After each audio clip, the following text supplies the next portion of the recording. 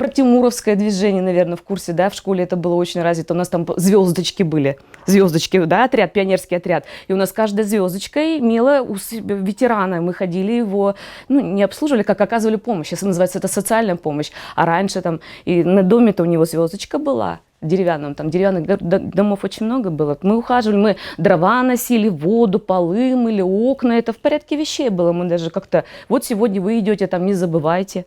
Не помню, конечно, кто нас контролировал, но, наверное, там старшая дружина была. Но мы как-то это... Не помните какого-нибудь ветерана? Нет, вот если честно, нет, потому что это был 5-й, 6-й, ну 7-й класс, потом уже комсомол начался, уже не престижно было ходить, да.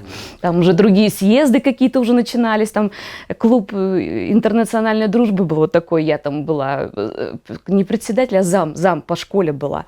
Ну там на эти всякие съезды ходили, сборы, помню, в Лемью у нас даже какой-то сбор был. Раньше уравниловка больше была. Попробуй, да, у нас золото одень, сережки золотые в школу, замечания родители вызовут. Ты что это?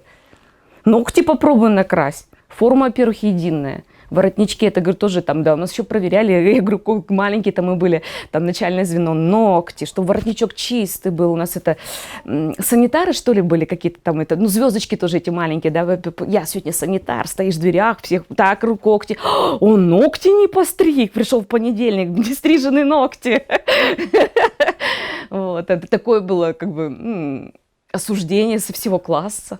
А барабанщиков тоже у нас же была пионерская дружина это была, и учили барабанить нас даже, мы ходили, там эти пионерские отряды, стройотряды, говорю, когда марш вот этих пионеров обязательно били барабаны, знали всякие там эти нюансы. А хотелось быть пионером? Конечно, так это попробуй не будь, там позор такой, сначала октябренком, пионером, а потом комсомольцем. И у нас, я даже не знаю, в классе никого не было, чтобы не был комсомольцем.